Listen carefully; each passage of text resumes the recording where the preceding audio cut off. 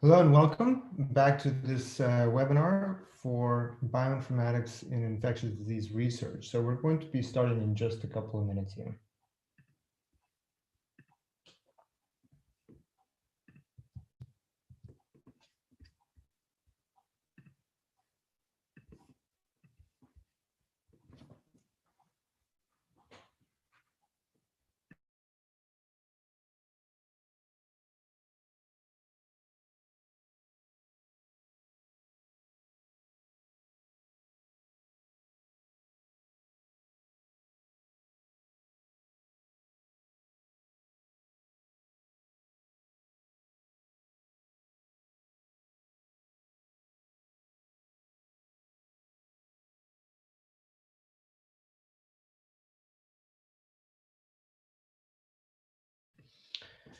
Hello and welcome to this webinar on bioinformatics for infectious diseases.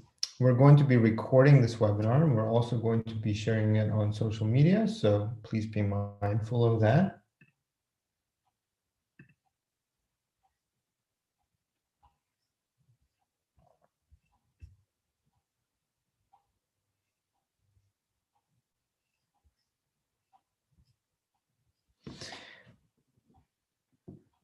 Hello and welcome to Bioinformatics for Infectious Diseases. We hope that in this program, in this session, you will learn a little bit about bioinformatics and how it's used to study and characterize different types of infectious diseases. And I hope that after this webinar, you will be familiar with some of the ways that bioinformatics is used in COVID-19 research, as well as the design and development of novel antiviral drugs and vaccines. And we'll give you a little bit of a perspective on how such data is being used and how you yourself can potentially use genomic data to apply to different types of infectious pathogens. After this webinar is over, you're also welcome to explore our upcoming program called Bioinformatics for Infectious Diseases. It's a training program that will allow you to be effective at using some of the types of tools that we will be discussing today, and hopefully you'll get a good sense of what that will look like. So in this upcoming program, one second, sorry.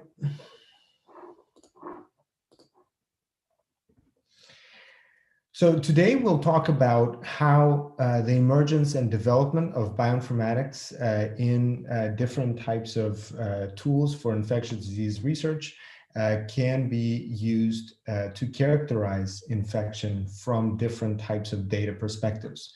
And we'll also present several use cases for bioinformatics analysis methods that are used in pathogen diagnostics, viral evolutionary studies, antiviral drug discovery, vaccine design, as well as the characterization for emerging drug resistance.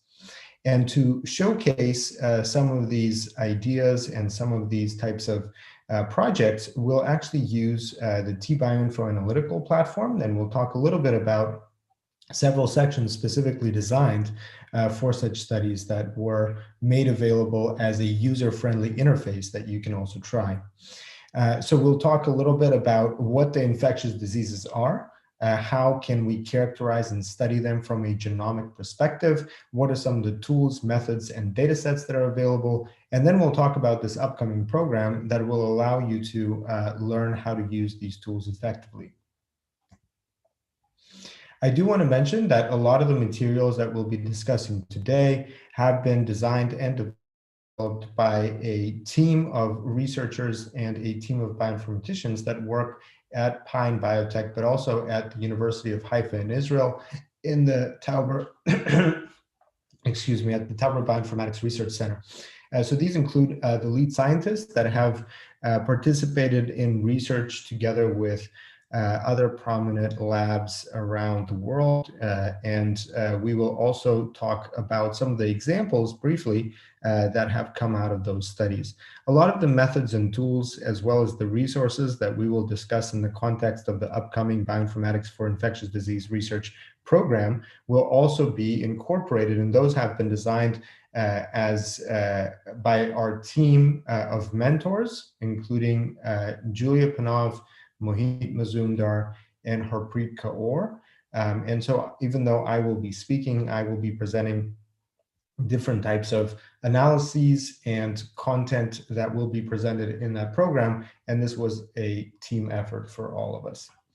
So let's start by talking a little bit about what infection is.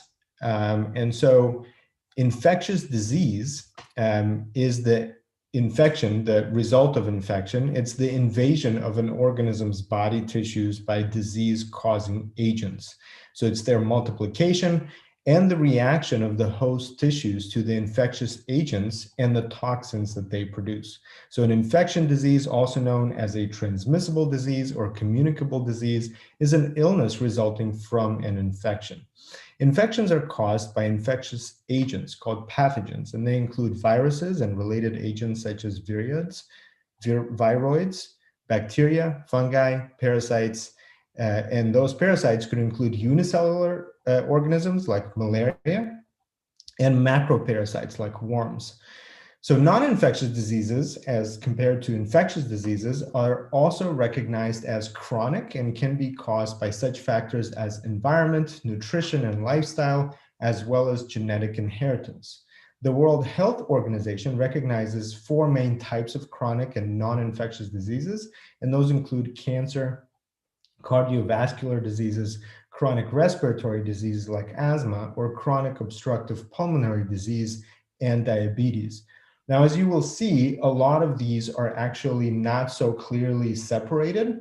A lot of them have to do with each other. For example, chronic diseases might be a risk for infectious diseases, and infection can cause development of chronic diseases, as we know about cancer, autoimmune diseases, and many others. So in fact, the separation between these 2 types of diseases is not very clear. There's a lot of overlap, and there's also a lot of different types of cause and effect type of associations between these different conditions. The replication of pathogens in the host leads to major types of interference, and this starts from membrane disruption, as in the case with viruses, and the release of toxins, as in the case of many bacterial pathogens. Many of these interferences induce molecular biological pathways designed to fend off intruders and signal to neighboring cells of the upcoming danger. These pathogens can also modulate the pathways and cause long-term organ damage, such as lung tissue scarring due to the immune hyperactivity. So in fact, the same pathways that were designed to prevent and stop this kind of infection can also lead to major types of effects later on. Now, the hosts can fight infection using their immune system. So here we have a few examples of how that happens. Mammalian hosts react to infection with an innate response, often involving inflammation, followed by an adaptive response. Vaccines are used to train the immune system and to identify pathogens and store the necessary epitopes for antibody production in the long-term immune memory. But due to a variety of factors, such immune responses can actually be insufficient on their own. So 2 main approaches that have significantly reduced death from infectious diseases in the past century are antibiotics, antiviral drugs, and vaccines. Vaccines have been discovered first, as far back as the early 1800s, and have become major instruments to train the human immune system in response to various pathogens, reducing worldwide deaths significantly in the 20th century. As a result of water treatment, use of vaccines and antibiotics, death rate from infectious diseases was reduced over 10-fold in the 20th century. But the 21st century came around with significant new challenges. Antibiotic-resistant bacteria and the spread of such bacteria even in places like hospitals, as well as significant new challenges from novel pandemic zoonotic viruses that we were not prepared for. And of course, here you can see several examples. This is a brief timeline of novel vaccine design, and you can see that this type of an approach to vaccines has led a lot of people to think that we are done with infectious diseases in the 20th century, and then the 21st century came around, and of course such new challenges like swine flu, bird flu, Ebola virus, and COVID-19 have really shown how unprepared we are for these viruses that are emerging and causing pandemics. Over here, you can see how significantly the reduction of death rate has been as a result of different health epidemiological measures, such as use of chlorine in water in the United States, use of penicillin, vaccines, etc., has really reduced the death rate. And of course, here you can see the opposite picture, what happened in 2020. Here you can see the comparison of the rate of death from COVID-19 to 2017 death rates from other types of conditions. For example, drugs and alcohol, diabetes, lung and tracheal bronchus cancers, and pulmonary disease. So you can see that COVID-19 is actually higher. The death rate from COVID-19 has been going up. And we know that the story is not over, it continues. And so we'll see how bioinformatics can help in some of these challenges. Thankfully, at the same time that the pathogens were studied under the microscope, humans also started developing sequencing technologies that could help decipher the human genome. And as a result, such detailed and rich molecular data has transformed our understanding of infectious diseases and pathogens themselves. In the last 20 years, availability of genomic data has led to an increasing understanding of how cells function at the molecular level, and has allowed us to understand major causes of deadly diseases. With the current rise in viral outbreaks and their deadliness, there's a major focus on developing tools and data repositories for a much better understanding of the emergence, prevention, and treatment of infectious diseases. As a result, the major advances in data generation, analysis methods, and the utilization of insights from such studies is making a completely new approach to diagnostics, disease characterization, and the development of novel interventions to such pathogens. So what you can see here is the way that sequencing is used to study pathogens. We know that we can now assemble genomes and accurately compare them between each other to understand how they are interrelated, and also develop genetic markers so that we can understand what are the drivers of virulence and spread, and how they can be helpful in diagnosing and detecting early indications that there's resistance to drugs. And of course, one of the major capabilities of sequencing is that this is digital data. It's easy to store, manage, and analyze. And so as a result, there are many public databases and data sets that allow us to ask very detailed and specific questions about some of these pathogens. Now, as a result of this capability of genomic sequences, we can now understand and study population structure and evolutionary history. We can also identify the specific sequences and very specifically identify the cause of different types of outbreaks. We can have insights into how to make such technology to identify the specific strains early on, and hopefully take early on measures for that. And then also we can use some of the downstream analysis results to inform drug design and vaccine design, as can be shown here. And this is taken from New England Journal of Medicine. So genomics and bioinformatics have contributed immensely to our understanding of infectious diseases, and we can actually apply sequencing data to study disease pathogenesis, or how these pathogens cause disease. We can study mechanisms of interaction between proteins of viral and bacterial pathogens and the host pathogens, and their hosts. We can also study the spread of antimicrobial drug resistance and even the host immune response in a very detailed way. So The result of these bioinformatics tools and the sequencing methods has led to the emergence of genomic medicine that has substantially advanced our ability to detect, study, and treat infectious diseases. So one of the major impacts of genomic medicine has been on infectious diseases over the years. So as a result, the ability to perform such bioinformatics analysis, leverage some of these tools, and access these large data sets is critical for all those of us that are participating in such research. Omics data is now regularly used to study viral genomes, DNA variation, host gene expression, protein abundance, and composition properties of microbial communities. And all of these are very different types of data that all together form a comprehensive, holistic picture of how these pathogens interact with the host, cause disease, but also live in communities that we need to learn how to study and understand. So what we'll do today is we'll take a look at several examples of how such data could be analyzed and what type of information such data can provide us with. So the role of bioinformatics in general in the context of infectious diseases will allow us to study such data to extract important information. And so what kind of information can we actually extract? We can talk about the association of viral genomics and evolution, placing that in the context of time and geolocation. So we can ask questions about where did a specific pathogen originate? How does it spread in the population? What are some of the different phenotypes that it produces in the population?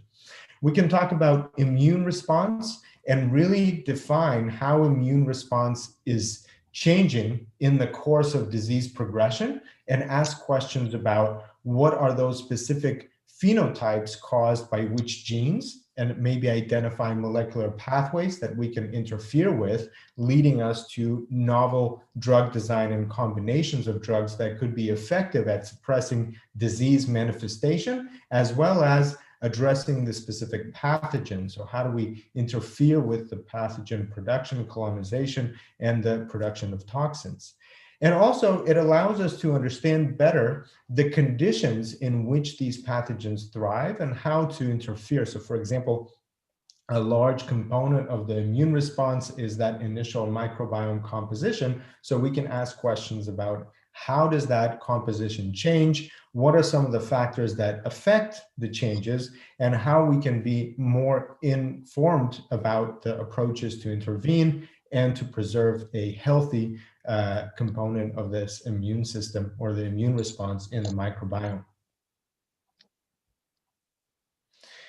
So one major way that bioinformatics is actually changing our understanding of the microbial world is the ability to ask very basic questions about individual organisms, their functionality, environment, and the communities that they form.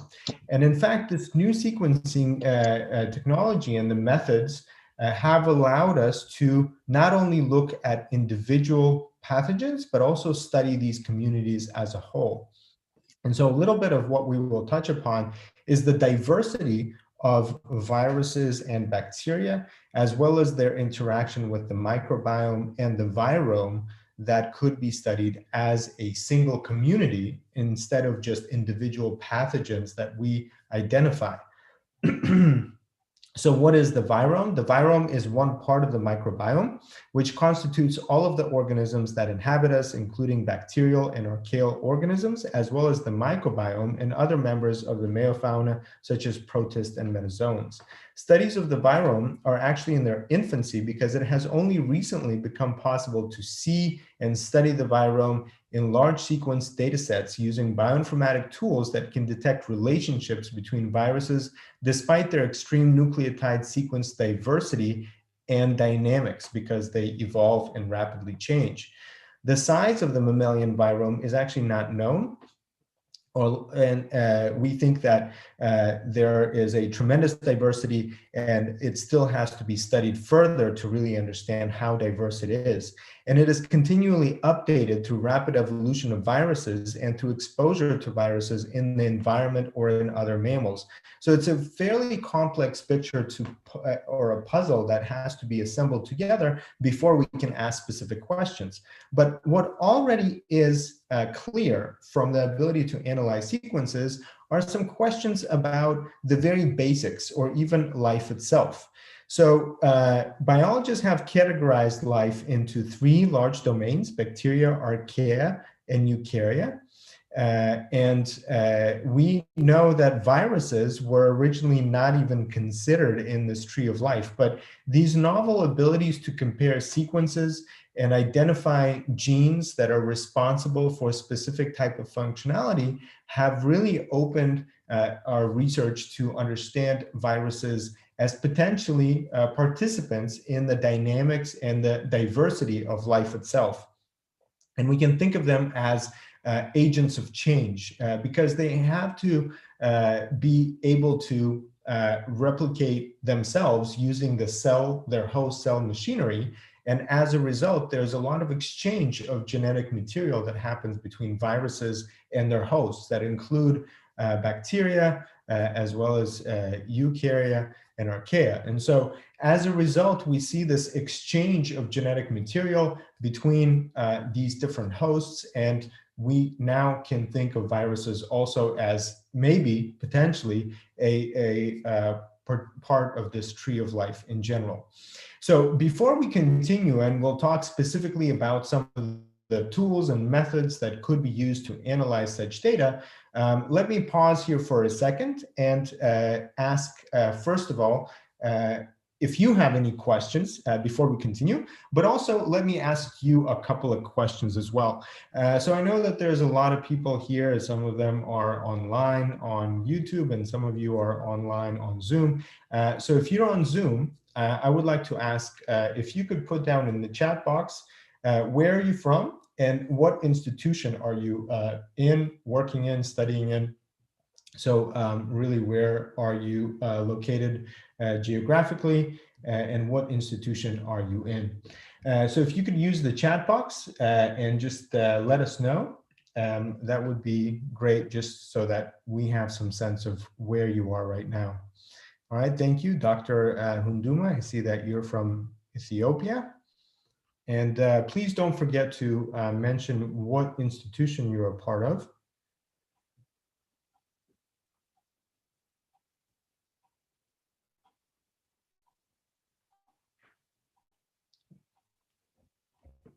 Okay, Adama Sciences and Technology University.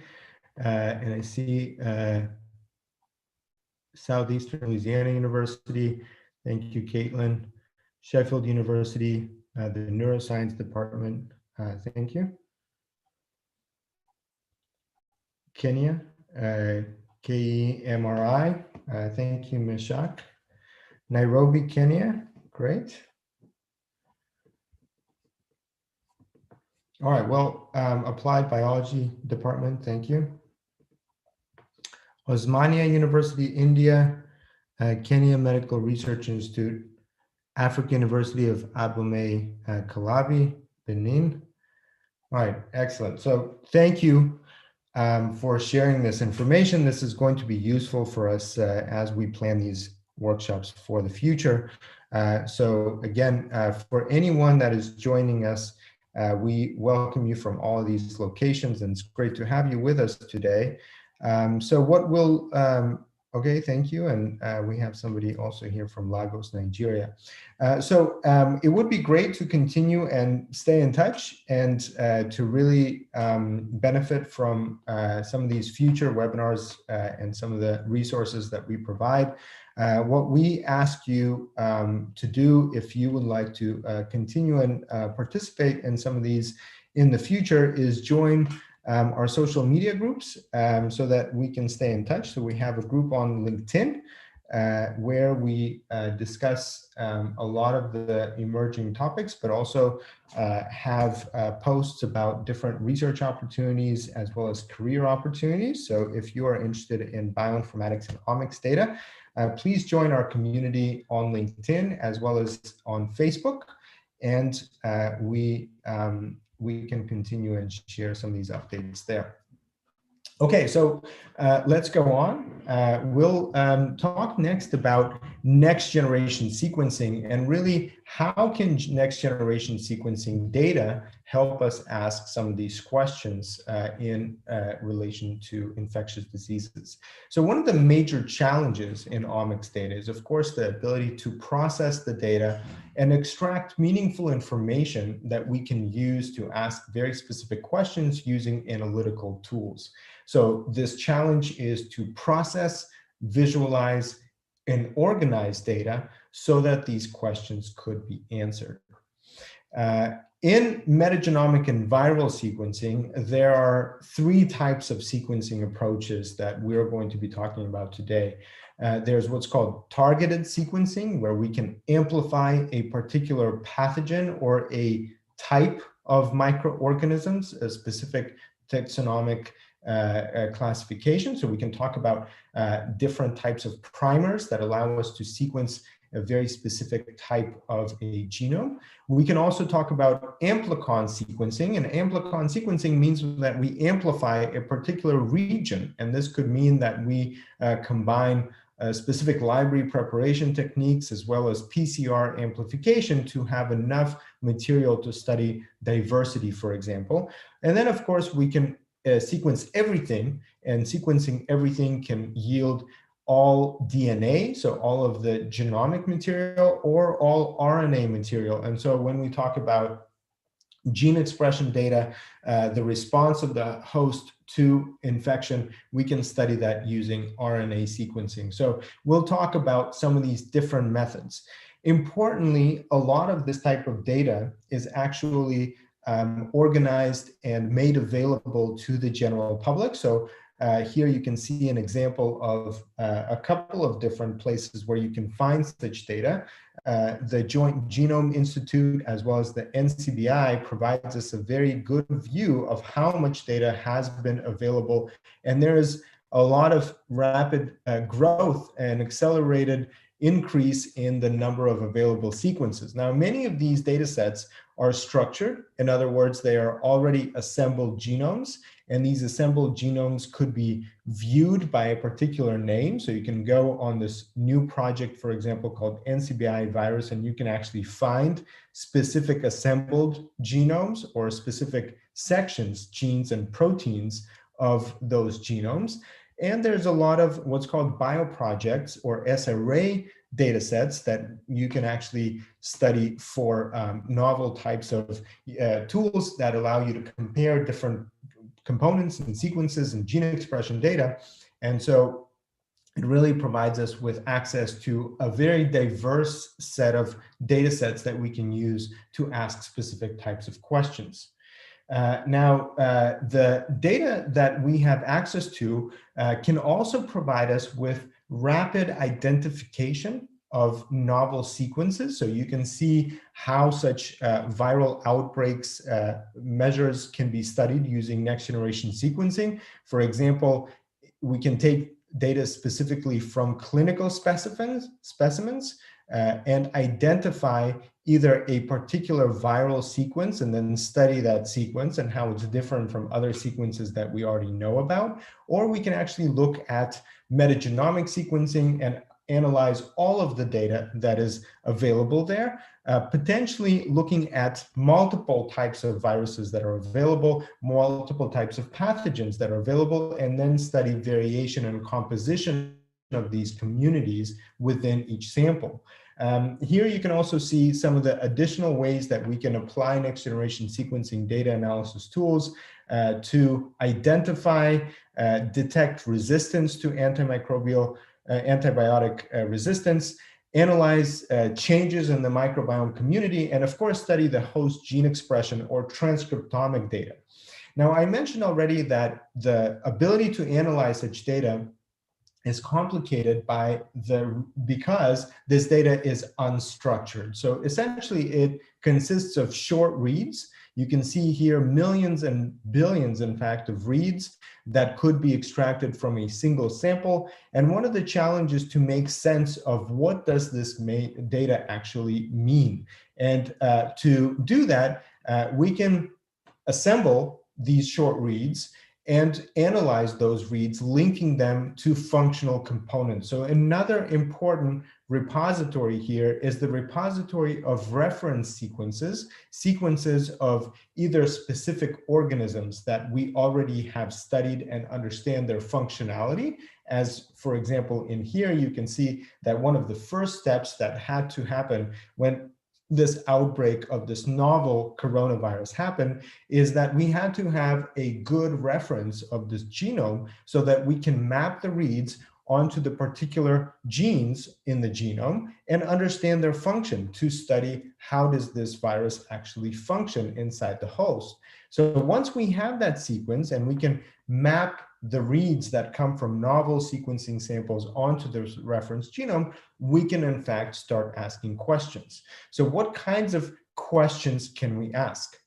One question that we ask is sequence variation by aligning new sequences that we have to a reference. And we can ask this about the virus, we can ask this about the bacteria, we can ask about any genome that we have by just mapping them onto a reference or by mapping them together to identify similarities between different components that we have identified.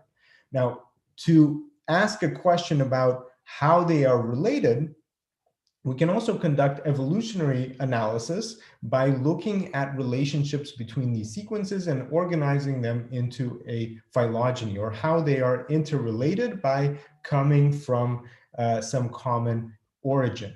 We can also then ask questions about how the differences between these genomes or genomic elements like genes are functionally leading to changes. So here you can see a mapping of mutations on one of the proteins produced by a virus. And the question that we can ask, well, how does that actually affect the interaction between this protein and a corresponding host protein that could mean a change in the way the disease happens or the way that the transmission happens.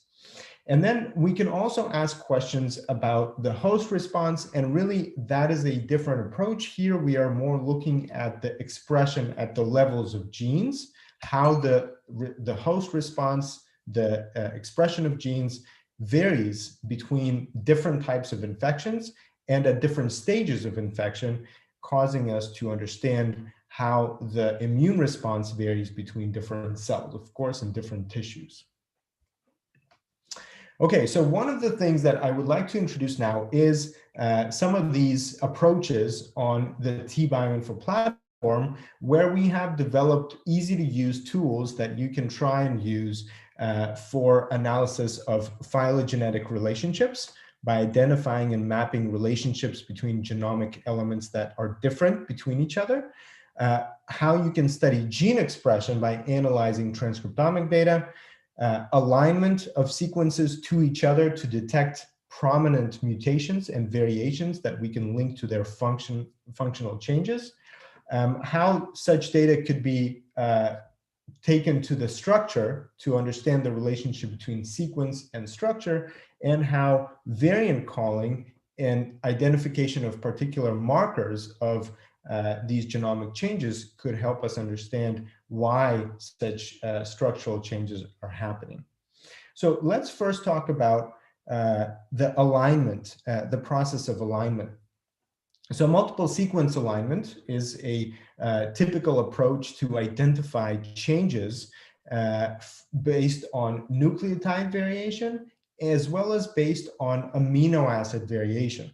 So to analyze such data, we need to understand the differences in multiple genomes and to compare those genomes based on areas that are matching in those sequences. And importantly, to understand the functional implications of such changes, we also need to understand the relationship between nucleotide sequence and amino acid sequence. So let me give you an example. I'm going to go to the server platform. So This is the link, and perhaps some of you that are not joining us for the first time might already be aware with this platform.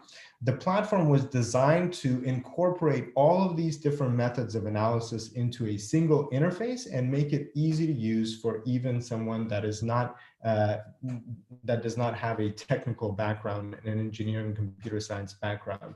So one of the ways that you can try out some of these methods before you actually use this platform for research is by requesting a free demo account. And the way you can do that is you can go into this Access tab right here and fill out this form, and you will actually get a free demo account that you can try out some of the things that we are going to be doing now. So I'm going to show you a brief example of what this multiple sequence alignment really looks like so that we can then try and apply it to an example data set. So here I'm going to go to this virus quasi-species section and going to go into this first demo for multiple sequence alignment. This whole area is actually designed for multiple use cases. You can see that you can identify point mutations in SRA files or FASTQ files, where we are expecting to find a whole diverse population of, let's say, viruses. You can also identify function of defective viral genomes that might have large, long sequences deleted from the full genome.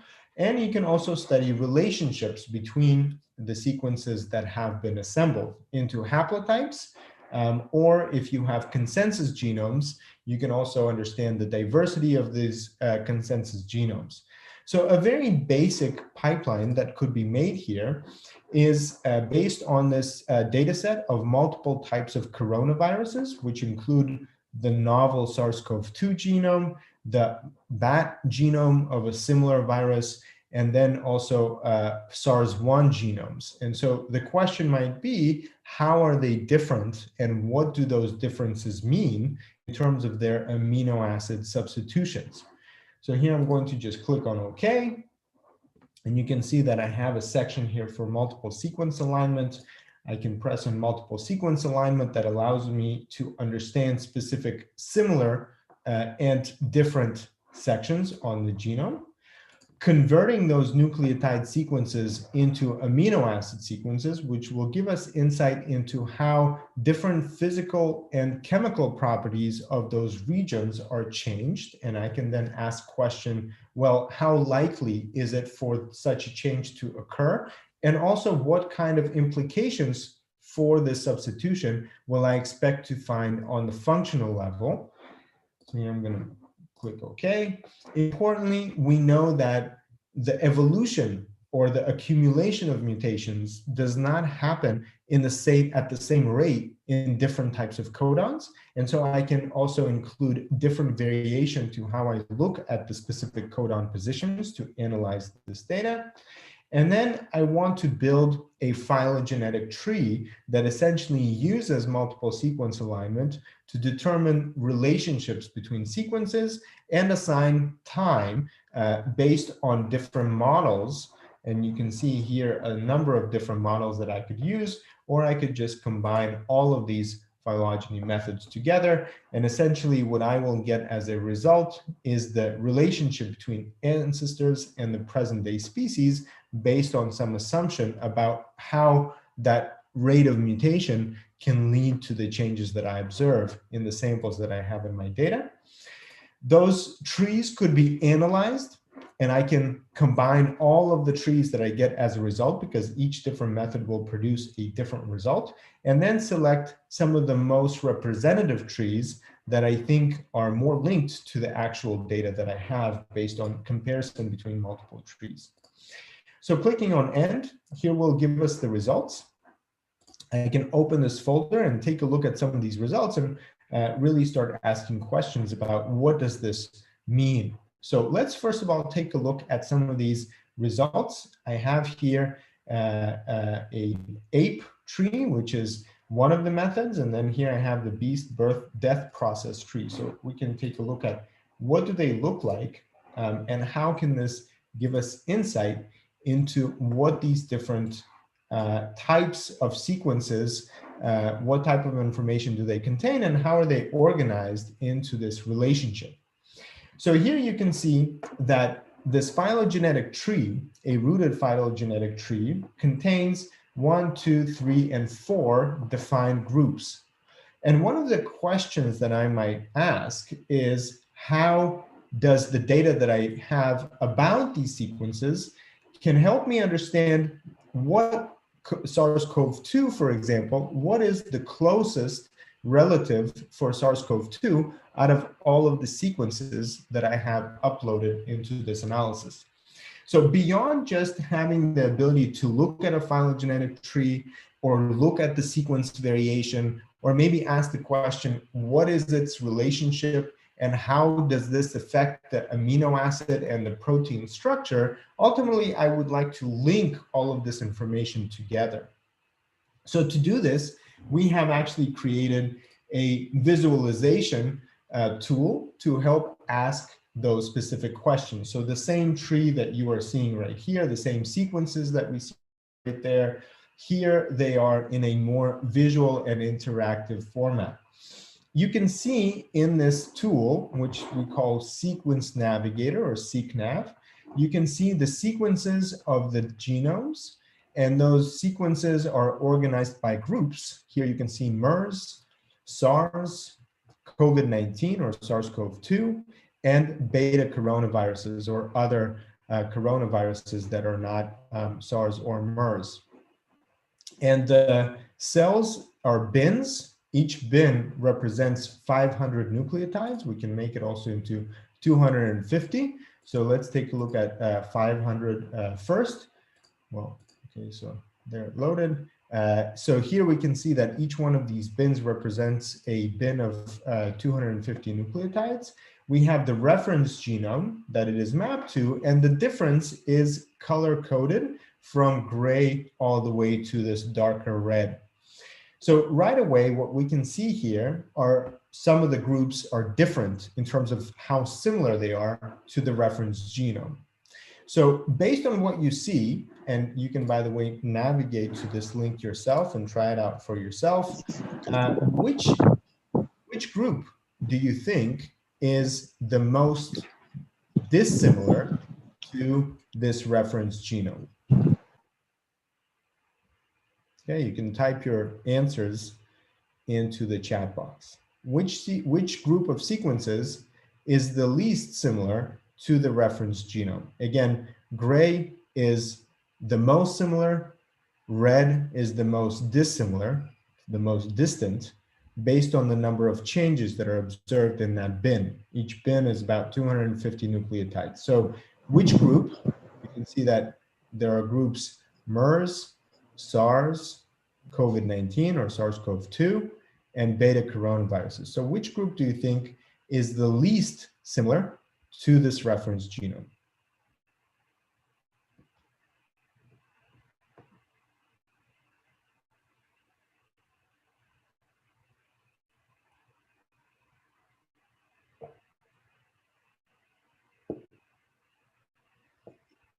Okay, so Caitlin is saying beta coronaviruses and Mishak is saying COVID. Kate, okay, is also saying beta coronaviruses.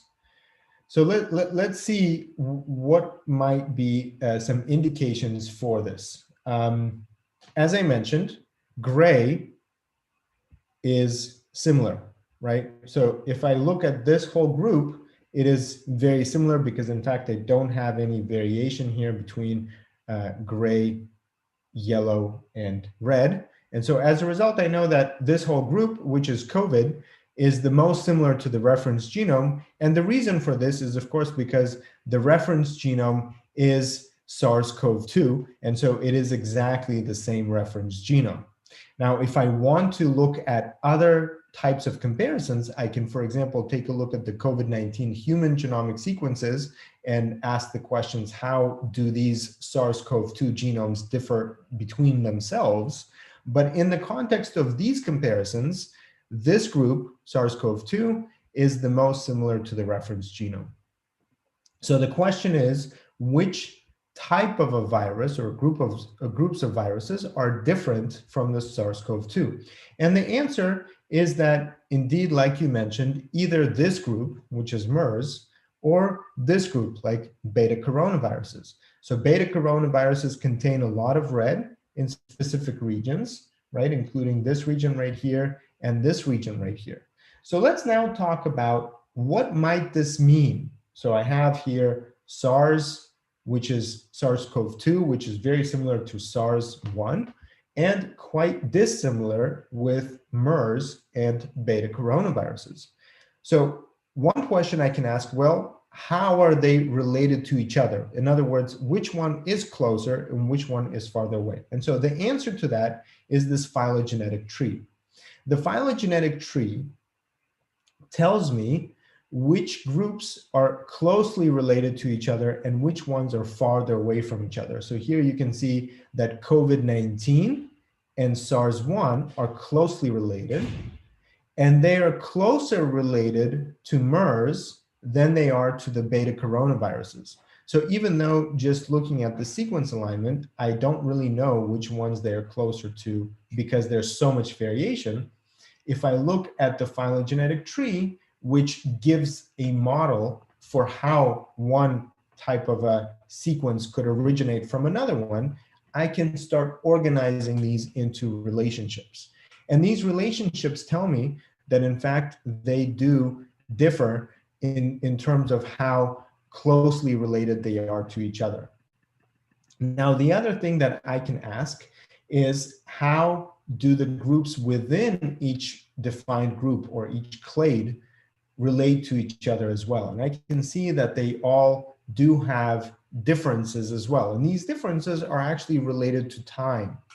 And so I can see that beta coronaviruses have the greatest diversity in terms of time, just because I see that this axis, which corresponds to evolutionary time, shows me a greater divergence between the actual sequences, and also in this group right here, which is COVID-19, that diversity almost does not exist, which is very logical, of course, because COVID-19 has been around just for such a brief time, and this time incorporates such viruses that have been around for years and years. And so the diversity of the samples that I have in the different groups actually represents very different physical time or real time, and therefore this evolutionary time differs between diversity measurements in each one of these groups. The other question that I might ask is how the differences that I observe at specific positions on the genomes could be interpreted by looking at what proteins they encode for. So here I have this reference genome that also shows the different proteins, and these proteins could be, or these genes, and here I can look at these genes and what actually they do. So you can see that one of these additional areas that have a lot of dissimilarity is the surface glycoprotein, or the spike S glycoprotein. So here I have this spike glycoprotein. We know that it is responsible for interaction with the host protein for cell entry. I can actually see this 3D structure of this protein and read about what it is. And I can actually go to this link, which will take me to the NCBI, where I can find more information about this protein and that full sequence. So this is an important component as well. Not only am I asking the question, how do these different sequences related? What areas are mostly related or most dissimilar, but also I can ask the question of what might be the functional result from changes in that protein. And so as you go deeper into these comparisons, more and more questions could be answered by studying these sequences. Inside each sequence, remember that there's 250 nucleotides. And here, if you hover over, you can see how many of those are actually different from the reference. So you can see that this very red one has 220 changes from the reference. This one has 57, and of course, a gray one can have 0 or a very small number like 3. So this tool allows us to interpret some of the results from such sequence analysis, from such multiple sequence alignment and phylogeny, to start understanding what might be some differences in terms of where these genomes originated from and how these genomes could be different in the way that they interact with the host. And here, since we see so many changes in the specific spike glycoprotein, we can start asking additional questions about what specific changes are there and how can they explain the differences between what this virus does and how does it actually cause disease.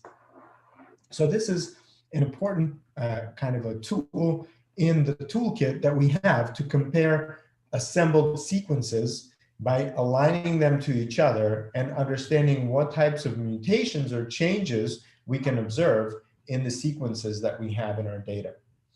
Now, importantly, not all of the changes are represented equally in the data that we have. If we have full FASTQ files, and these FASTQ files actually represent specific sequences from reads, short reads, we can see that some of the changes in those reads could be of high confidence. For example, if I have a read that I can detect in multiple reads and all of them agree, they give me the same result, and I know that it is a change from the reference, I will be confident in that change. But in some cases, I have a lot of variation. So even though I see a change, that change is very different inside different reads. If it is different inside different reads, I really cannot call this a variant. And so the variation between the different reads in the sequences of the reference genome have different weights and different types of information that they can give me to understand how those mutations are accumulating in the population of viruses that I'm studying. Now, for this purpose, it is important to call variants and distinguish between the different types of variation that I have in the data. So here we have an example. You can see that this is coverage and identification of these specific types of positions where I have high confidence is also carried along with positions that I have low confidence. And sometimes the proportion between them changes as well. So this is an additional piece of information because the reality is this typically represents a diverse population of sequences that accumulate as the virus replicates inside the cell. So if I'm looking at this situation, I have a particular original virus coming into the cell or coming into the host. It replicates and has to evade multiple pressures associated with the immune response and competition between different progenies of this individual virus. And as a result, a lot of mutations occur, and I can actually study the variation of this population using some of these mutations that accumulate in the individual genomes that I can sample. So if I take a sample, one single sample, let's say from a patient, and take another sample from a different patient, I can actually ask the question, not only how the genome in each one of those of a specific pathogen is different, but I can also see what diversity levels am I observing. And oftentimes these diversity levels are associated with virulence and the danger that they can carry for the immune system. Because as the virus mutates, it is the only strategy essentially that it has to evade the detection and suppression of what it does inside the cell.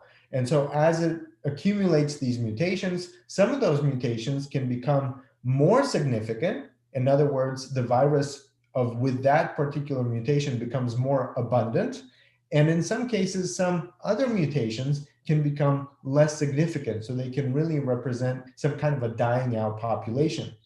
Now, again, to piece all of that information together, I can also organize the relationship between these different types of viruses into one single tree, and then I can study these trees to understand populations. And this type of an analysis, phylogenetic analysis, can be very powerful for me to start associating with whatever I observe at the phenotypic level.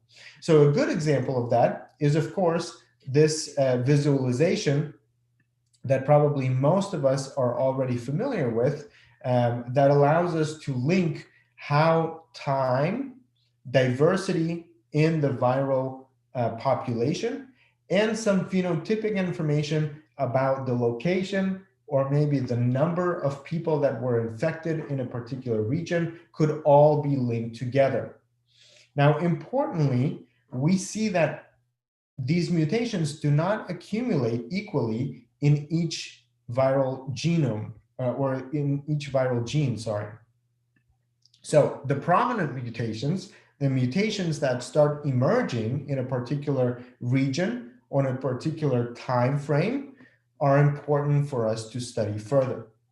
Now, what kind of information can we extract from a carefully selected number of sequences when we start looking at the in-depth meaning of these mutations? Let's take an example. The example that we'll look at is the example of this specific comparison between changes in COVID-19 genome as compared to some of the SARS-1 genomes and the bat coronavirus genome, to try to ask the question of what might be the probable origin and how might the virus originate from a similar species like a bat or a pangolin as compared to the coronavirus that we observe in the human. And so to do that, first of all, an important part of such a question is finding the right data. And typically, the way that we can select for the right type of data to ask such questions is to first analyze large quantities of data to study variation overall, and then to reduce the number of genomes to a very particular set of genomes that we have high confidence in. So these could be consensus genomes. And based on that consensus genome, we can start asking very specific questions about individual positions on the genome that show some major change that we think have a functional implication. So for example, if we start from an analysis overall, here you can see how analysis between many genomes could be converted into a comparison of overall similarity across the genomic positions and identify very specific regions that show high difference. Now, that high difference could now be interpreted by asking very specific questions about the positions that are different and the distance between the positions. What do I mean? So here we have an overall kind of an overview of how we can take this study further. For example, if I know of a particular protein, just like we saw the spike glycoprotein, has a lot of variation. Within that sequence of that protein, let's say the spike glycoprotein is about 1,500 nucleotides long, 1,500 amino acids long. So we can start asking the questions of how can we identify the functional significance of those changes. So here we see amino acid sequences that we can analyze in terms of sequence identity. How are they similar? Which context are they placed in? And also what types of features can we identify in those genomic sequences? We can also look at the 3D structure and think about how can we position the changes that we observe in the sequence on this folded structure. So which ones are outside, which ones are inside, which ones are interacting together, which ones are more distant from each other. And obviously, we can also generate high throughput data that shows us the response of the host that could be different because specific positions have changed. So here is an analysis of such data for the spike glycoprotein. And you can see that this is the percentage similarity on the reference genome. And you can see that the major changes occur in the spike protein. So these major changes across groups of different sequences reveal the changes that we can start looking into deeper. And we can separate the spike glycoprotein into different functional domains. And these functional domains are corresponding to the different types of activity that this protein actually assists with. So if we look at this receptor binding domain, the specific position of mutations that we can see, they accumulate significantly in the receptor binding domain. And we can link that to our understanding of the overall interaction between the viral proteins and the host proteins. For example, we know that it interfaces with the human protein that sits on the membrane, right? It is a protein that is responsible for cell entry. And so we can see how the specific protein of the virus, the spike glycoprotein, interacts with the ACE2, which is hosted inside this protein called B0AT1. So the interaction between the virus and the human cell is first interfacing in the receptor binding domain and just one part of this ACE2 B0AT1 complex.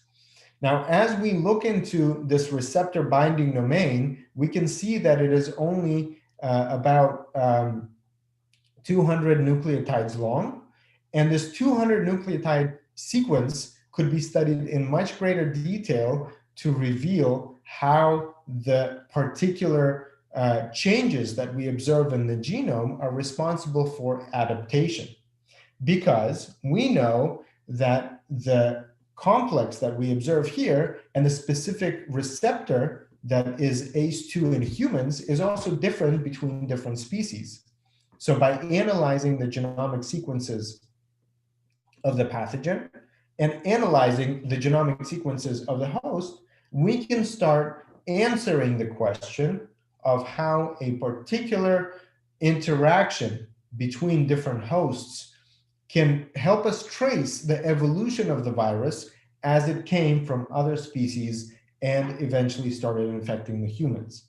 Now, answering that question conclusively can also help us identify the specific positions in the interaction between these two proteins that could be intervened in or that could be trained for the human immune system to be able to recognize the specific binding positions and the specific variation that is typical in these types of infections that we can start designing vaccines and drugs. Now let's take a look at another example.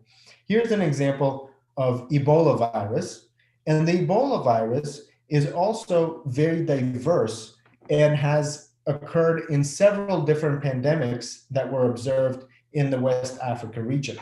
Now, in that West Africa region, we can take samples, and by the way, this was one of the 2014-2016 outbreaks, was one of the first major efforts in near real-time sequencing that produced thousands and thousands of samples that we can analyze for diversity. Now, looking at that diversity, we can identify the most prominent changes in the viral sequences that were sampled and identify which proteins are they accumulated in. So for example, in this study, you can see how, again, we have multiple reads from many, many samples, from population samples. Those reads were aligned together and to the reference genome. As a result of the alignment, we identify specific positions, and those positions can reveal important proteins where such mutations can play a functional role that could be linked to virulence, transmission, and ultimately inform vaccine design. Importantly, we have today an antiviral drug and a vaccine for the Ebola virus as a result of bioinformatics and as a result of such analyses. So having access to data and access to tools that could be used can help us identify specific changes and ask the question of their functional significance, as well as what type of information could they reveal that is important for drug and vaccine design. But so far, we've talked a lot about viruses. What about other types of pathogens, specifically bacterial pathogens like tuberculosis and such pathogens like malaria, which are actually also developing drug resistance? So for those types of bacterial infections and these types of situations, one of the similar approaches can actually help us reveal what genomic variation is responsible for single antibiotic resistant or multiple antibiotic resistant types of pathogens. So here you can see specific mutations that are associated with different types of drugs where resistance in tuberculosis is developed. Now, that is not done by looking at just individual positions and multiple sequence alignment. If we return to this platform interface, we can see that some additional important sections are available here to ask such questions of genomic data. So for example, here we have genome-wide association studies that essentially help us ask the question, if I have a defined phenotype, and that phenotype is resistance to a particular drug. Let's say I know that a drug is being administered in this region, in this hospital for this patient, and some of it is ineffective. How can I ask the question, what is the association between the specific variation in the genome of that pathogen and what is the association with the phenotype, right? So if the phenotype, sorry, I'm trying to mute someone.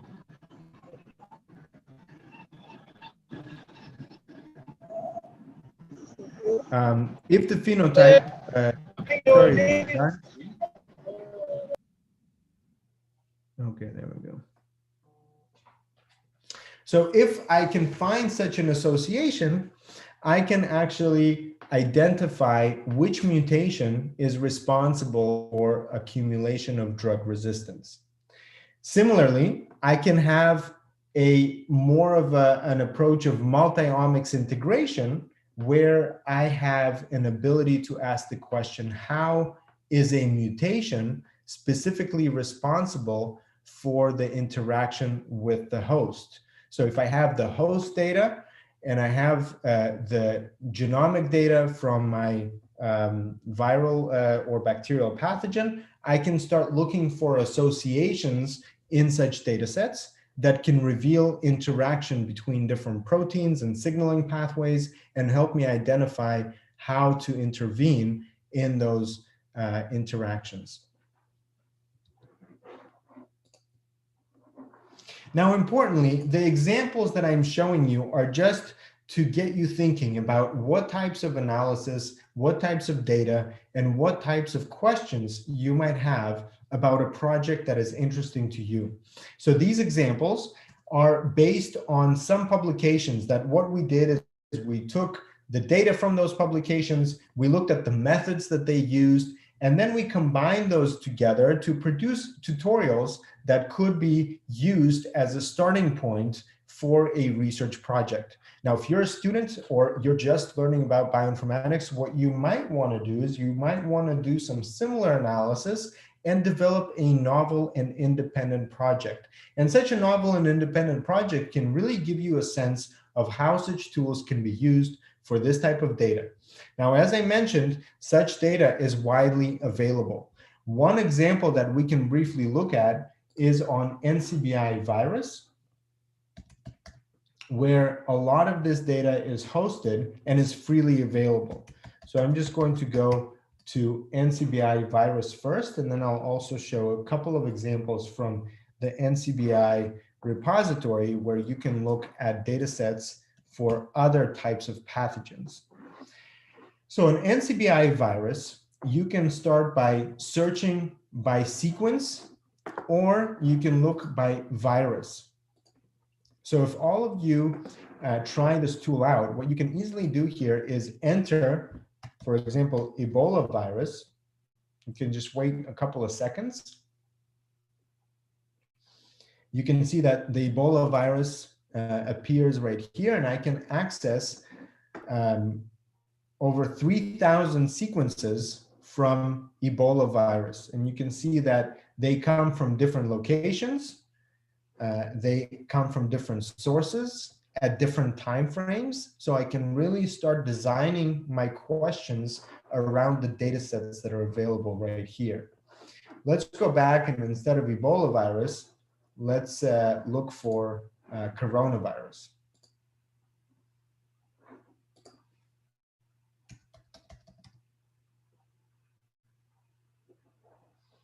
So here you can see the whole coronavirus, and the coronavirus also comes from different hosts, so animal hosts as well as human hosts. And I can also narrow this for different locations, geographic region, isolation source, and dates. So again, the same type of analysis that we went through today, comparing different sequences and asking what might those sequence analysis results mean functionally, you can also conduct just by taking data from here. Another great repository is for all other types of data, where you can also find host response to coronavirus infection. You can find malaria sequences, tuberculosis sequences, Ebola virus, and other pathogenic sequences, as well as the host response. And you can really start looking at both the diversity of these viral populations, the microbiome that they best develop in or worst develop in, and also the response to different treatments. So here, if you look for coronavirus, you will see that there's, of course, a lot of different types of data that you can find, including gene expression data, over 3,000 gene expression omnibus data sets. You can see 351 bioprojects, which in all of these projects together have over 100,000 biosamples. So you really have a lot of access to data sets right here. And over 100,000 SRA, which is the sequence read archive or the raw FASTQ file. So really a tremendous diversity of data sets. If you just look through some of the titles of these bioprojects, you can find what type of data sets are available and think, how can you ask a specific question of these data sets? For example, evaluating the microbial context of SARS-CoV-2 in patients and the hospital-built environment, or super spreading event preceding a large meat processing plant-related SARS coronavirus 2 outbreak in Germany. Right? So really fascinating data sets. Many of these data sets have a publication associated with it, and some of them don't because they're very new. So you can see that this was submitted on the 3rd of November. So just recently, there's not even a publication associated with this data set. And you can easily access over 1,000 samples here to start asking questions. Well, what is really going on? And how can I ask this question based on the data that I have available? So I think that this represents a huge opportunity to design and develop novel types of projects that you can start using some of the tools and the data sets that we have discussed today. Now, I also want to tell you a little bit about the training that our company provides to help you get started using some of the tools and the methods that we discussed. We run a series of Omics Logic training programs that are intended to provide bioinformatics guidance for independent research using bioinformatics with assistance from mentors and peer example. And our goal is to develop a community that has data-driven research interest and an appreciation of citizen science. And we want to make sure that students, clinicians, faculty of all backgrounds are able to apply bioinformatics effectively to these kinds of questions. And so thinking about the interest and the available resources for infectious diseases, we've designed this novel program called Bioinformatics for Infectious Diseases. This program will help you understand pathogens and the diseases that they cause by analyzing data, and learn about the different analysis approaches that can help detect viral genomes in next generation sequencing data, to ask questions about how these sequences are different, and apply those types of analyses to different types of functional and important projects like vaccine design, antiviral drug design, antibiotic resistance, epidemiology, and others. What we provide in the context of this project, of this program, are curated projects and data sets, just like what we discussed today very briefly. In this program, we will go through in much greater detail. And so we'll talk about different types of viruses like coronaviruses, and also different types of bacterial pathogens as well. The programs are really combined out of several different elements. They include online sessions like today. We try to make them interactive, and they're conducted by multiple guides that we have in our program. They also have access to self-guided study materials that you can access independently, and some practical assignments. So let me briefly show you what those look like.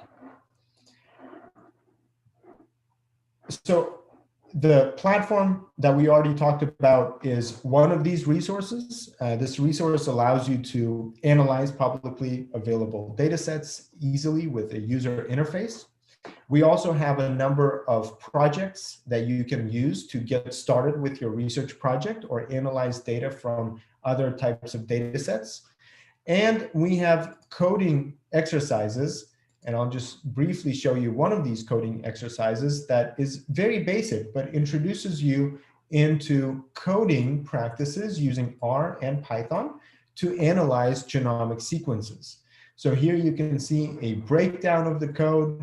You can then learn about more advanced variation of the analysis, including pairwise analysis and multiple sequence alignment. And importantly, you get these assignments where you have to modify the code and run it to produce a result. Now, all of this interaction with the coding assignments, with running individual pipelines, or even completing some of the lessons and projects that you will see right here, all of this becomes available under your individual profile. And so you get to build up a profile of your own to demonstrate what types of skills you have achieved by participating in the program, and also develop an independent project. And we have a number of examples that you can also look on our website to see what students have been able to develop as a result of participating in a project like this, in a program like this. So to summarize, the program will start on November 9th. It is called Bioinformatics for Infectious Diseases. And it is a training program, a bioinformatics training program that will help you explore relevant tools, methods, and data repositories, learn from curated case studies and peer-reviewed publications, test your understanding by analyzing sample data, master key elements of analysis and visualization, as well as design and develop an independent research project. So these are some of the key topics that we will cover in this program. And this program will start on November 9th. Now, importantly, we have a place where you can find all of these details called Bioinformatics for Infectious Diseases. And I'm just going to paste the link in the chat as well. On here, you will find the details, including a brief overview of the program, the schedule of the program. So we will have these different sessions together. In each one, you will find a description of what topic will be covered, what is included in the program registration, some of the comments, some of the access to some of the resources that you will have, some of the projects, and some of the tools that we mentioned. And of course, these sessions are just one example of the types of projects or the programs that we run. So you're welcome to explore some of the additional programs that we have available here as well. Okay, so thank you again for joining today for this brief presentation. I am happy to answer any questions now that you might have about what we talked about today, including the program and including some of the topics that we discussed and the project examples that we discussed. So if you have any question, you're welcome to write it in the chat and I will answer those.